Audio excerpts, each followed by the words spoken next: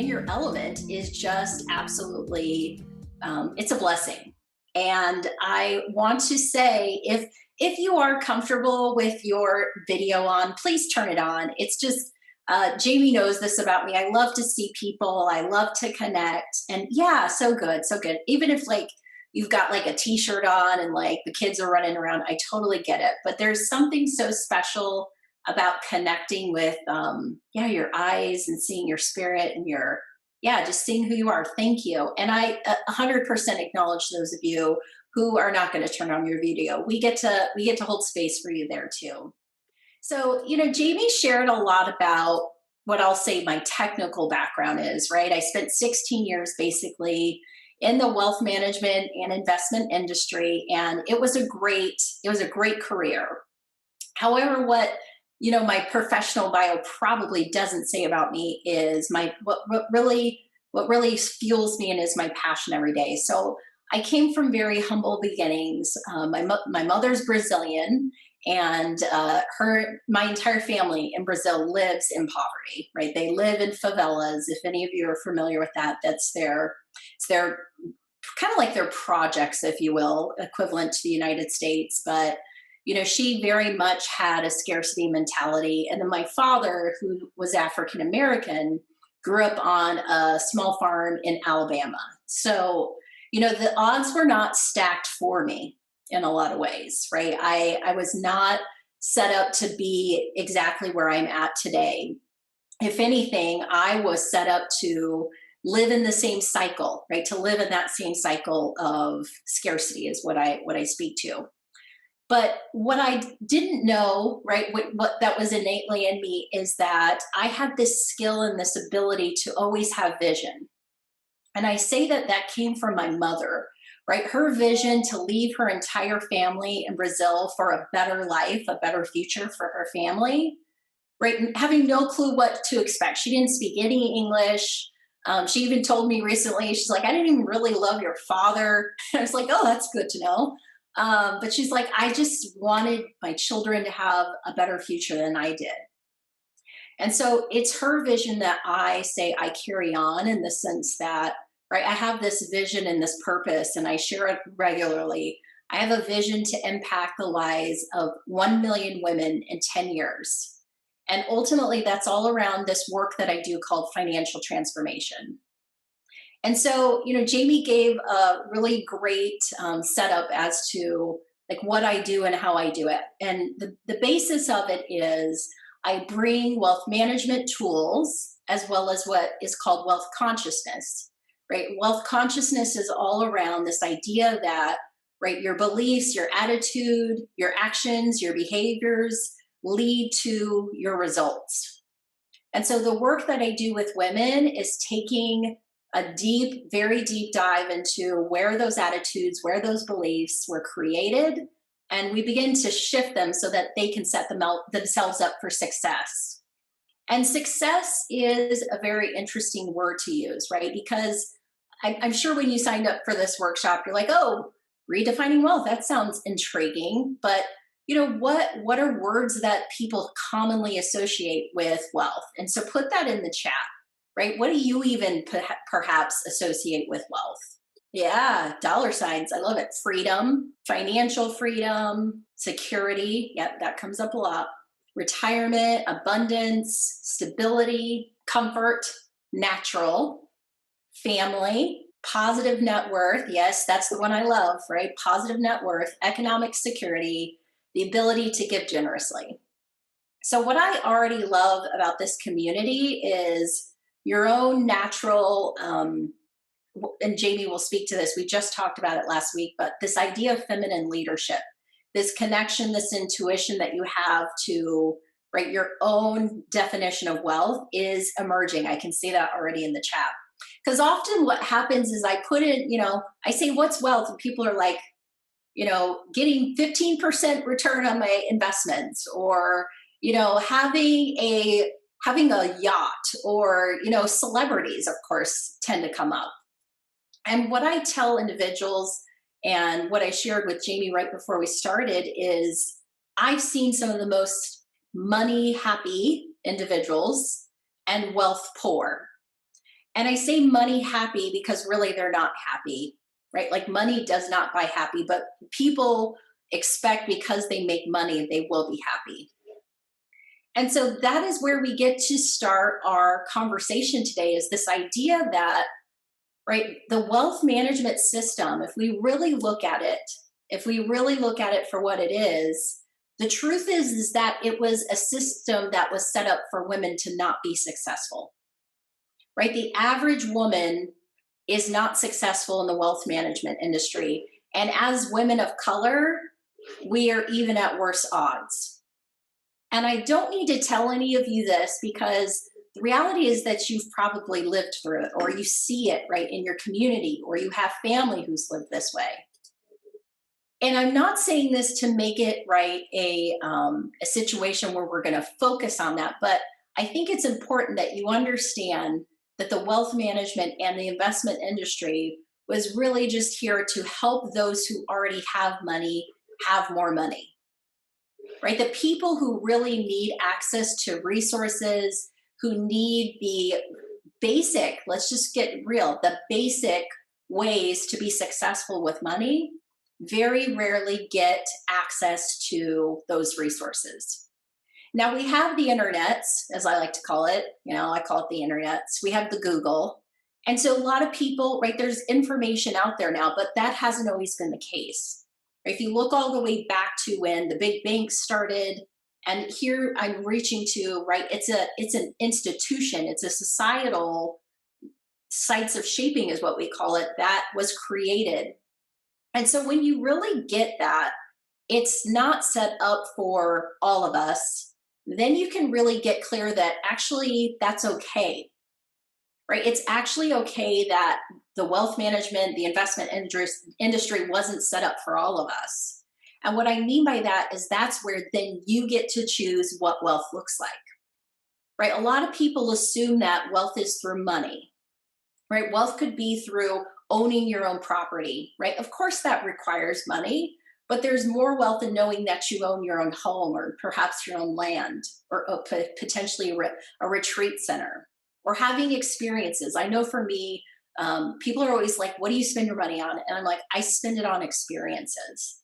I love to have quality time with Tim and our boys, as well as my family back in Utah. And that is more wealthy to me than it is actual dollars in my bank account. And so when we look at this idea around the fact that we haven't been given basic tools, right?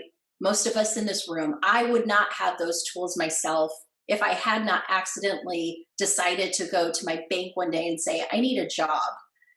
At the time, my ex-husband had just graduated from master's school in Arizona. He went to Northern Arizona University, and he's an archaeologist still for the National Park Service. He had gotten a job at Tano National Monument, and the city we moved to is Payson. I don't know if any of you are familiar, but it's a pretty small town. And here I was, right, 22, 23 years old. I'm like, okay, what am I going to do? I was like, I could work at Home Depot because that was probably the biggest store they had, or I could work at the bank. I had zero banking experience. I had no desire to do any of it. And back then, I would tell you that my entire focus was to make money because I knew that I didn't want to have the same childhood, right? I always remember growing up being the girl in the line where my mom was busting out the food stamps, right? Or we didn't have enough money, so we had to like take some of the stuff back. And I remember the shame that I felt with that. And the reality is there is no shame in that. But that is what society, that's what our institution of capitalism has created, is to look at those who have and those who have not. So going into this industry was 100% not meant to be. And I decided to spend 16 years doing it because my whole mission and focus was ensuring that I was giving back and ensuring that women specifically had the tools that they needed. And so that is honestly why I started my Wealth Conscious Coach, is because I wanted to make sure that the women who needed me most had access to me and had an abundance, candidly, of the resources. The reality is the information that is provided to make you successful is very complicated, and it's made that way for a reason. And the good news is when you find someone who can translate, as I like to call it, that's when you are empowered. So, what I like to always tell women is when they come to work with me, women come from all different types of lives, right? There's stay at home moms that I work with, there's corporate professionals, there's women who've recently lost their jobs. And some people would say, well, wait a minute, right? Like you're talking about wealth management. So if someone's just lost their job, how can they focus on their wealth? Well, that's the perfect time. And I say that because when I got divorced, right before I turned 30, my ex husband and I decided we were on different paths. At that time, I had been making the most amount of money I thought possible. And we were totally living outside of our means, right? We lived on a golf course, we had the car, but I could not keep money. And so when we got divorced, I had $500 to my name. And I'll tell you, when I finally got that my mindset was what makes me successful, which is what brings abundance to my life, is when everything changed.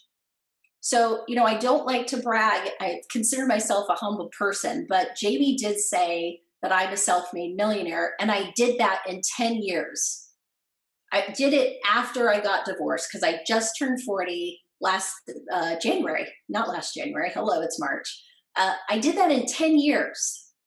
And so what I'm telling you is it's all about mindset, right? I know I worked with individuals who made $30,000, $40,000 a year and were able to save amounts of money that some of us would say, how was that even possible? So it really ends up about being about mindset and knowing what actually do you need. Everyone has different values in terms of what you need to be what I call secure, right? Like security came up with that. Not everyone needs to live off of $500,000 a year. Sure, would it be great, right? Like that's why we continue to play the lottery because why not? Right? If we win $10 million, I'm not going to be mad about it. And knowing what you actually need to create the life you want, if you take anything away from our discussion today, that's it. Knowing what you actually need to live the life you want. Because what happens is we tend to fall into this idea that we need more. We need more. We need more. There's not enough. There's not enough. We need more. And for me, my scarcity based mentality was always based in it was going to go away, right? Like I could make it, but it was going to go away. I can make it, but it's going to go away. And so I always really struggled with keeping money. That was always my biggest fault. So, in order to create a new definition of wealth, ladies, we first need to look at, right, what is, right? You need to look at your attitude. And I don't mean like your attitude, right? I mean more like the way you approach things, the patterns that you have in place, the beliefs that you hold about your money and wealth overall. I told my cohort that Jamie's in recently something that's so important, and this idea of language is the technology for transformation. So I'll say that one more time. Language is the technology of transformation. So when I work with women, the most important work we actually do is to bring language to what is so that you can get clear on what's possible. Right? I'm sure some of you can relate to what I'm saying in the sense that you're around certain people and like their energy is off and their language is just always negative. And guess what happens? There, nothing but terrible things happen, right? All the time. It's like, I love my mother. I love my mother. I love my mother. And she complains. She does nothing but complain. And so then what happens? She'll complain and then she'll complain and then more complaints come and then more complaints come. And so this idea that if we shift our language, we can actually shift our reality is indeed absolutely possible. So like some people are like, oh, that's kind of woo-woo talk. Well, it's actually scientifically proven. It's called neuroplasticity. And don't ask me how to spell it, but it's real. But it's this idea that some people would say fake it till you make it, but in essence, it's this idea that when you start shifting your language, you shift. So I want to pause because I know I've just said a lot, and I like to always assess what's out there. So yeah, who has a thought or a comment or a question? And if you're skeptical, like I love that too, as Jamie knows. That's my wheelhouse. I love resistance. Hi, everybody. I'm Zena. I'm joining you from Yellowknife in Canada's Northwest Territories, and I've been looking forward to this all week. AJ, great. I love what you're saying about the clarity piece and how that's so important for me because based on how I've been raised, I've been sort of told my entire life this is what you should want, this is how you should be spending your money, making your money, etc. And now that I'm in my 30s, and I'm starting to put pen to paper, and I'm working with a coach too, which is super cool.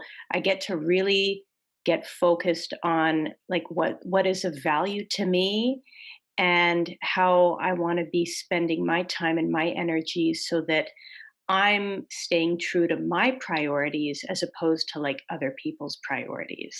And that's been like a really big shift in helping me to like access some of that agency. And I just love what you said about like have making money, but then still never having any money. And because I haven't grown up with financial literacy, it's like if I have it in my pocket, like it burns a hole in my pocket and like it's gone. And it just has left me feeling trapped. So I'm loving what you're sharing so far and great to be here. Well, thank you so much, Zena, for coming off mute. And what I just want to presence is so you spoke it so beautifully is what is, right? If I have money in my pocket, it won't last, it burns through, right? Like, so that is a true what is right now for you. Totally. And it's getting better because I'm getting more mindful about the value that comes from just having I'm starting to realize that I actually have a relationship with my money, and that it's a relationship that's rooted in emotion and trauma and all of that stuff. So the more I understand that relationship, I think the healthier it can be. So, Zena, are you willing to stay here on what I call sometimes the hot seat? Because I have one more follow up question for you. And I want to ask for permission before I just jump in. I'm with you. I'm in the So hot. good. So good, Zena. So tell me, what story about how it works did you get as you grew up around money, right? Like, what story did you get about how money works? Like, what did you hear at home? Not much. It was Mhm. actually always this sort of vague idea. And I knew that my parents worked really, really hard for their money. But nobody ever sat down with me and explained anything about how it works. And that at a certain point in my life, I'm going to be this adult and I'm going to have bills to pay. And I'll just share with the group, I'm an alcoholic and a drug addict, and I got sober 3.5 years ago. And my active addiction just drew my finances into the ground. And it was like just a total disaster. So, part of my recovery process is developing this new relationship with my finances that I just never had. Because if I had money, it was going towards my habit. So I'm lucky that I have a beautiful partner and she and I can have conversations around finances. And yeah, it's a big thing for me. So, who else can relate to money wasn't discussed in the home? Like, type it in the chat, raise your hand. I see some hearts. Yeah, like it's not discussed at home. And so, right, the big one takeaway I'll give to all of you is you have the ability to shift that today with your partner, your spouse, your children, your sister, your friends, right? Like, even if you don't feel like you know what you need to be talking about, just even having the simple question. Like, I love this question and I ask it to almost everyone I meet, but yeah, what was the story that you grew up with around money? Like it's just such an interesting conversation starter. Not like at the coffee shop, but but people you care about, like people that you want to have an impact and be a part of this new dynamic that you're creating. So, you get to have that conversation with your partner if you haven't yet. So, what other versions of the way things are, right? Narratives that you've heard before, right? Like this is just the way things are with money. I don't want to pronounce your name incorrectly. Oh, Shaye. Shaye, thank you. So lovely to see you. So, yeah, you said your father was the tribal treasurer for years and managed the tribe's budget, but never learned money from your parents. Why do you think that happened? I think because our native people have a different idea of wealth.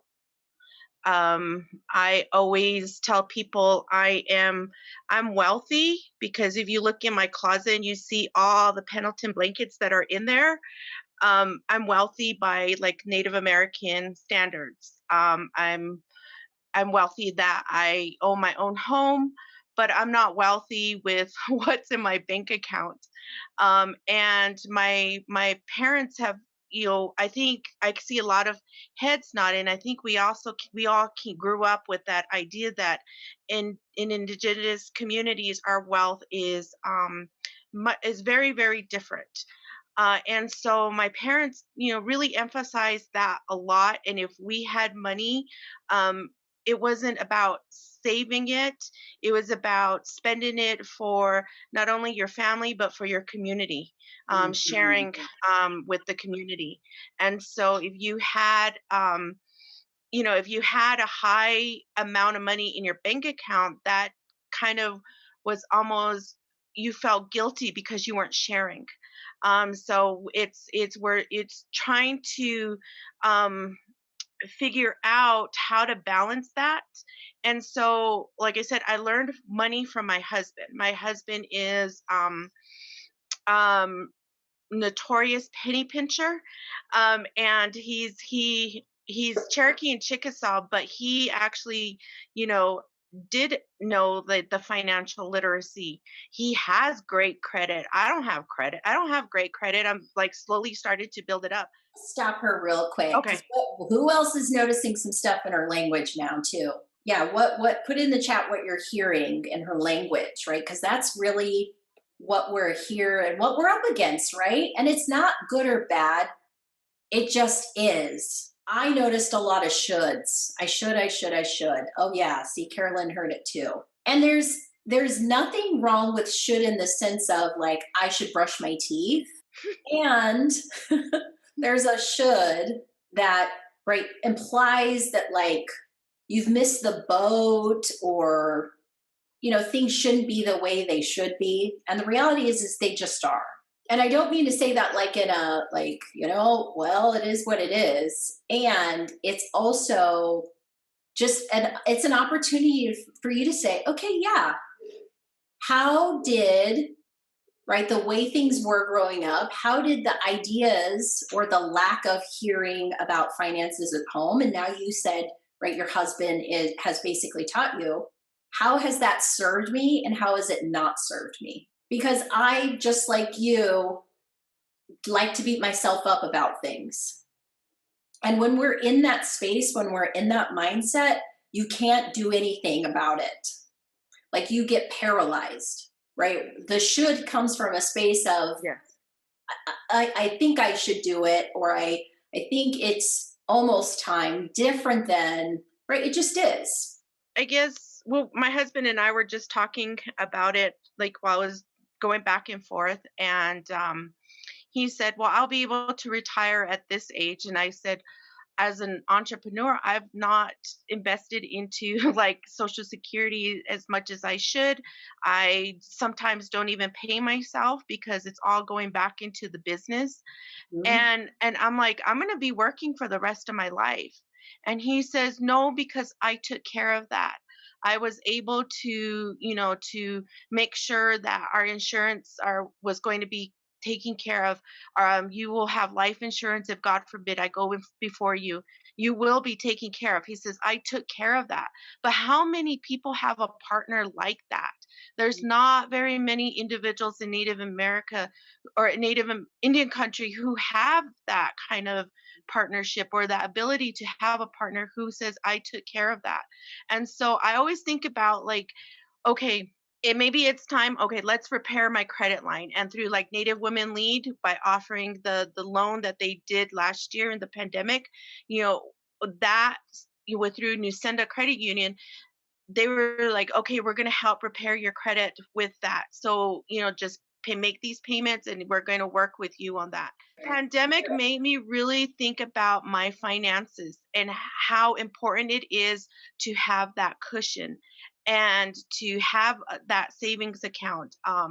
Because as a a business that provides services to the community on a reservation, I was very limited by what my tribe Mhm. allowed me to do. So I had to pivot. I had to figure out, okay, how am I going to make that cushion? And it was like one of those things where, yeah, I should have had this already done, but let's see, let's figure out, okay, what am I going to do now? And it's having to be able to have that adaptability and to be able to say, okay, I did screw up. Now let's see, how am I going to fix it? Or who am I going to ask for help to fix it? Because I think a lot of times I see more heads bouncing that we don't know how to ask for help. And so, Yes, there it yeah. is right So there. it was just like, okay, I need to ask help. I need to go to Jamie and say, hey, help me. What am I going to do? Or ask Vanessa, what do I do? These individuals, just even though I was freaking out, crying or panicking, it was good to to I guess just kind of in my down points to just say, okay, I need help. When you're financially trashed, I guess you could say, you just get to that point where you're like, I need help. I need to find a support group. So anyway, that's my story. Thank you for sharing. And what you're pointing to is, and this always happens, right, in these conversations, what you're pointing to is your value system got shifted, right? Just like Zena choosing sobriety, her value system shifted. And how many of you here would say you really know what your values are? Right? Like we all have a general sense of our value system, and are we super clear on that? Like, are you so clear on it that if I were to ask you, what are my values, you would be able to say them? And I'll tell you that that was not true for me for probably 30 years of my life, right? That first 30 years, I was valuing things outside of me, right? I was valuing the nice car. I was valuing living on the golf course. I was valuing, right, the fancy clothes, the, Michael Kors purses, whatever it was that I thought was my value was outside of me, different than being operated through a place of my internal values. And I tell you, that is the way to creating wealth. When you are governed by your values, you then can make financial decisions that are in alignment with who you are and what you stand for. And when you don't do those things, that is when the language of shoulda, coulda, woulda comes in, candidly. Right? Like, how many of you have gone to a store and you spent way more money than you experienced, and you're just kind of like, why did I do that? Like, I'm victim of that, right? That's my partner in Costco. I'm just like, Tim, if it's not on the list, we don't need it. But there's just so much draw, right? Like, there's so much draw to consume ultimately and create our value outside of us versus taking the time to get super clear on your values. So that's the other homework. Jamie knows I love homework, but that's the homework you get to do, is to spend some time getting clear on what your values are. Because until you get that right, none of the financials, none of the wealth building will start to happen. And I don't mean you won't be on the right path. I'm just saying your pure impact and potential will not, it just won't come through, because you'll be able to say, okay, is this purchase aligned with my values? right? So my values are generosity, integrity, and connection. And I think you probably can see, right, connection is big for me, hence why I asked for you all to come off video if you could. But integrity to me is always meant about being count onable, right? Am I being count onable to myself? Am I being count onable to people around me? Am I in alignment? And then this idea of generosity is I've always given more than I expect back. And what the downside, because guess what? You can use the word, was it pitfalls? I think you said the down points, I think is what you said, right? There is downsides to having values. Sometimes I can be way too generous with my energy and I get burnout, right? Sometimes I get taken advantage of because my core value is integrity. I assume other people have that same core value and it's not true. As well as, right, because I like to be connected, I tend to, right, sometimes just be overbearing, or I tend to like want more from people and they're just like, AJ, it's all good. So it's that delicate balance, right?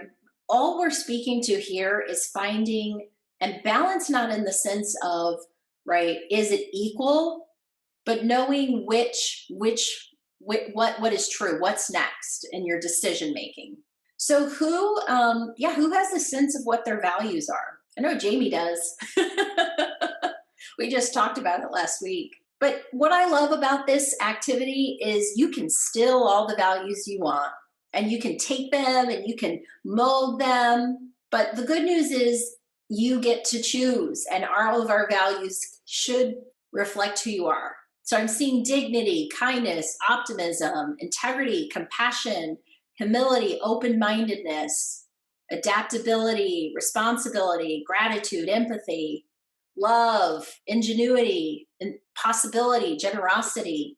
Now, Jamie has a little bit of the inside, but see how she's used a verb. So you all get to, when you look at your values, you get to choose a verb in front of it. And I tell people it's so important to do that, because otherwise it's like that inspirational quote that sits on your screen and you read it all the time and it doesn't really mean anything, right? Radiate generosity, that's an action, right? That's putting the value into action. So yeah, you guys all get to spend some time thinking about your values and adding a verb to it, and having a lot of fun with it, right? After you have created your values, it supports your vision. And vision is so important when it comes to money and finances and wealth. I shared with you at the beginning how important my mother's vision was for our family. And it's a different vision than I have. But my mom is so wealthy because she has, beyond her dreams, created wealth for herself. Never in her life would she ever thought that she would have been a homeowner. Never in her life would she have ever thought she would have been able to have a retirement account, right? Those things were just not possible from the mentality, the mindset that she was born into, and yet she broke out of it. And what I mean by she broke out of it is she had a vision to get her there. Now, does she still have a scarcity mentality? Sure, we all do. It doesn't ever go away. I hate to tell you that. It doesn't ever go away. But it's that ability to take the next courageous action and hold a vision for yourself. So when you look at this idea of vision, right, I want you to imagine that you are financially secure, that you have enough money to satisfy all of your needs now and in the future, right? So like you are financially secure, there's no needs now or in the future, you're taken care of. The question becomes, how would you live your life, right? If money was out of the equation, how would you live your life? I would travel.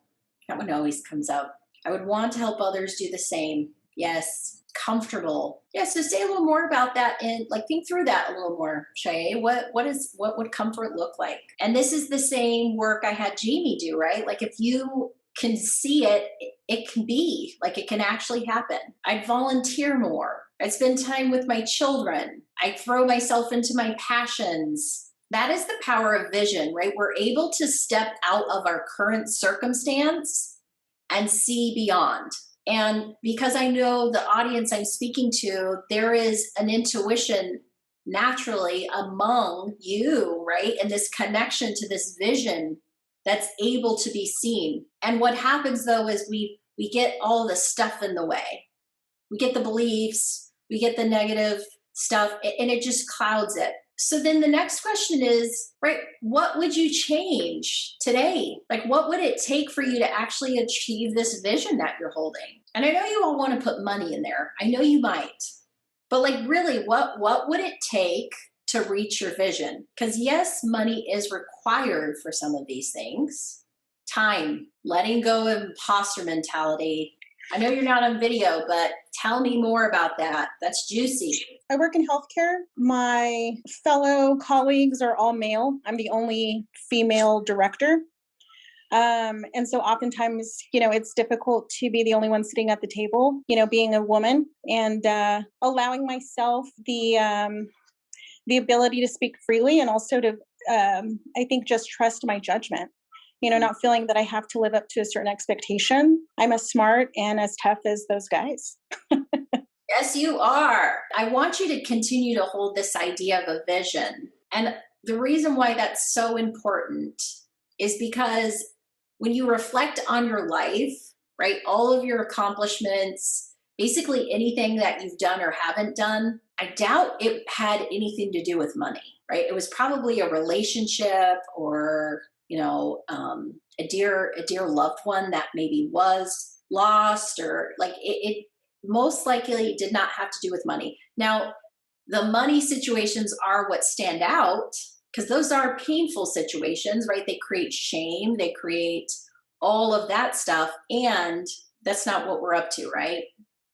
When you really think about what has brought you joy, what has brought you happiness, what has brought you fulfillment, it most likely did not have much to do with money.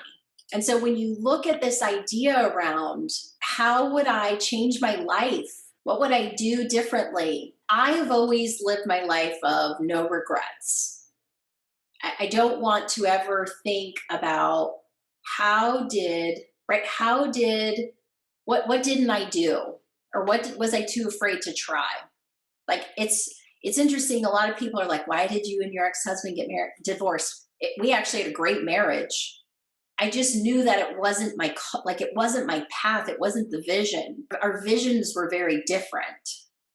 And he's happily married now, and I've got my full life. And, I had to unfortunately live in that tension of not going the way that would feel comfortable. And so it requires some giving up and letting go.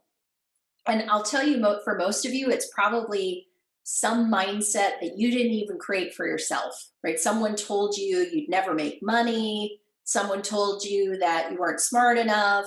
Someone told you you'll never own a business. Someone said, you're a woman. I can totally relate to that. You're a woman. You don't know what you're doing. What I would like to do, and I want you to, sit with, what is your current mindset doing for you? Like that's the question you get to sit with. But what is your current mindset around money and wealth? What is that getting you? It comes and goes. So, when it comes, you should, reserve it, try to preserve and, spend wisely. And then when it goes, I've actually had to change my attitude about money. Worked with a lot of students who are always struggling for money. And some of them have told me they don't like money. It just causes so much stress in their lives. And I can see that, when it comes times to pay bills and you don't have it. But I've learned to change my attitude sometimes when I was struggling, being a single mom and raising my son, going to school and, trying to find a career. I kind of enjoyed the struggle. It was really weird. I felt like, we're making it, we're eating beans, we're eating tortillas, and we don't have money and we can't, but we have each other. It was just something about it that was really humbling. And I like that feeling, being able to appreciate what I have. And then recently, I'm in my 60s. I was able to buy my first home ever. I never thought, that would ever happen, because also land ownership or anything, big, and owning any kind of property or anything is a very foreign to me and in my family. We never had that. So having it was really had to really accept, okay, I can afford it. That was like a miracle, So I do believe that, if you do change your attitude that you mentioned earlier, about things, that it can grow, and you can build off of what you have. Even if it's not that much, you can continue to build on it. Yes. There's just always space. And what you're speaking to, and I'm so glad you kept going, because for a minute there I thought you were going to say, but I can't give it away, because I do hear that often too, is right. The money comes in and I can't give it away, right? Because some people think, well, I don't have, right? Only people who can't save their money have money problems. Actually, a lot of the women who work with me have no money problems, right? But they still have issues with their mindset around it. So they're avoiding their finances, right? They take no responsibility in understanding how their money's working or their investments are working. They either give it away to, right, their partner or their spouse, or they'll just delegate someone and like keep their eyes closed and hope for the best. And that's not a way to do it either. Because someone said it in here, right? When you do have money, there is a responsibility to it. And that's actually what's wrong about money right now. As a lot of people who have it don't think there's a responsibility with it, right? They think it's my responsibility is to make more of it. And there is nothing wrong with making money, I tell people. It's how you give back, right? There's this beautiful reciprocal giving and receiving that is natural in the universe. And if you don't continue the cycle, that's where things go awry. And so now what I'm hearing you say is, right, like I've never thought I would be able to purchase a home. And I'm going to challenge you to say, and now what? Because you've clearly had the vision and you did it. And now what is always what I say. Well, now I want to help my son, to obtain his home. Yeah. So, and when I see him working towards that, it makes me feel like I've been, an example to him, or to others, my family. And I want to help, Yeah, others. what I you're think I speaking think that to, Alicia had said that, to be yeah. able to help others. And That's really rewarding. you're changing the language of your ancestors, because what you're going to do for your son, he's going to remember and build on that. Yeah, So I'm ready to give advice to him, and whenever, he asks, I love advising him, but at the same time I have to, respect his attitude about money, which is different than mine yes, sometimes. it is. Even though it's funny, right? You raised him, but that's how it works. Right? Jamie's talking about people do hoard money. Yes. There's a new term for ultra millionaires, which means you're not quite a billionaire, but you're an ultra millionaire. And what impact could those individuals have if they had an abundant mindset? Candidly, because I don't think I'm the type of person, I think people are innately good. I know not everyone subscribes to that, but I do. I think that somewhere along the way, these individuals just lost what the truth of wealth was about.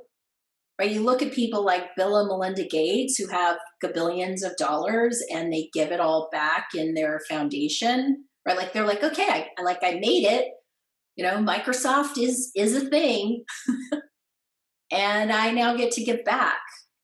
Different than Jeff Bezos gets a lot of slack, right? The founder of Amazon, because he's not as generous. And what you see, right, is because the there's certain people out there who just continue to give, they continue to receive. Just when you said that, I feel like I've heard from many people, especially like older people, is like when you give, you get back tenfold. Like I've heard that before. I don't know where, but I feel like it's from grandmas. And it's never been like my motivation or anything, but I feel like I've seen that happen, not just monetary, but like in life. Yeah, you're really pointing to is, and Bridget started this, is money is energy, right? It just is, and it's a resource that can be finite if you look at it that way. But there's all of these other things you can exchange instead of money. And I personally have always been a big proponent of any time I'm feeling, I use the word stingy with my money, I go give. Right? Even if I don't have money to give, I go give my time. I volunteer a lot. Or if I have even just that much more money, I'll give it. Right? Like Tim gets on me all the time because he's like, you give money to all the homeless people. I'm like, but they need it more than I do. And if they go choose to do whatever they want, they need it more than I do at the end of the day. What's that about? Like when you said you feel stingy, like why the opposite then? It pulls me out. It makes me remember that it'll come back. And it always does. It always does. Somehow, right, I'll make a new contact. I'll make a new relationship. I'll have a new experience, or I'll actually physically get money back. But it's this idea again of when we don't continue the cycle of giving and receiving, it just stops and you're blocking it. You're literally blocking it. So how I want to part you, I know there's probably lots of questions, right, is just to resurface, right, the 3 actionable things, which probably are a little different than what you thought, right? And that's the same thing that Jamie was presencing at the beginning of this, is you probably were like, I'm going to go and learn how to become a millionaire. Well, you can Google that, I promise. And it starts with your mindset, period. Even if you have a good relationship with money, there are still things that are blocking you, because wealth ultimately is a holistic job, right? The 3 pillars I stand for in my business are women, wealth, and worth. Because if you don't feel like you're worthy of abundance, you're not going to receive it. And that all starts with mindset. So the first piece is to get flat, right? Just get really flat with what is. This is what I believe about money and wealth, period. Number 2 is to get really clear on what your values are. And then from there, to start to vision what is possible for you, right? So maybe you haven't started a 401k, but guess what? It's never too late. It is still possible. Maybe you want to own a home. It is still possible, right? I love, Bridget, that you shared you're in your 60s and you just did it. Right? I was talking to a man the other day in his 80s and he just barely, he's like, I'm going to keep working. Right? He loves his job and he has plenty of money, but that's what he wants to do. So this idea of wealth needs to come from a place of holistic, right? So for me, wealth is my health. If I don't feel good and healthy, then it's all going wrong. Someone put it in there as well. I'd love to travel. And then ultimately it's my family and my connections, right? Like my family and my connections is what makes me feel wealthy. I know that if I lost everything, I would be fine as long as I had my loved ones. And I have lost everything. So I know what that's like, and I know what it's like to have to rebuild. So mindset. So what questions do you have? Yeah. Anyone? I just want to remind folks, like AJ has a lot of experience in wealth management. I took from her, like what I'm going to do about retirement. Do you have any advice about investing? Like how to invest, like to start investing? Yeah, so I always recommend that you have at least 3 to 6 months of savings before you even start looking at investments. So part of my program, which we haven't gotten to with Jamie yet, is this idea that there's 4 categories you want to allocate your money into. One is cash, and cash doesn't mean literally like cash in your pocket, but like money you can get access to right away. So like a savings account, a money market. The next is income, which is, something that's generating a little bit more than cash, because most of you all know that right now your checking and savings is like at 0.01%. So some people use CDs, Some people use bonds. The third one is growth, which is stocks, right? Most of you are familiar with the stock market. It could also be, you could look at it as real estate. Like that's how I sometimes look at real estate. Real estate could also fall into income if you have a renter in there. And then legacy, right? That's a lot of what we've been speaking about is legacy, an insurance policy, right? How am I setting up success for my family or for my loved ones, or how am I giving to a charity? How am I, right, giving back?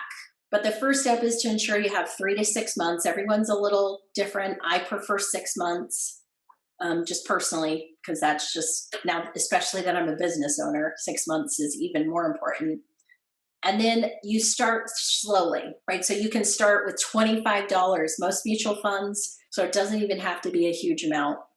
I acknowledge each of you ladies for jumping in, right? You showed up, you shared from the heart, and yeah, I get a feeling that we created something here. And so I'm excited for all of you. I hope to see you next week at the challenge. And yeah, I'm just so grateful that I got to meet all of you and spend this time with you. Thank you so much for joining us. Great job. Thank you all. Thank you. Bye, Good night. Bye. Good night.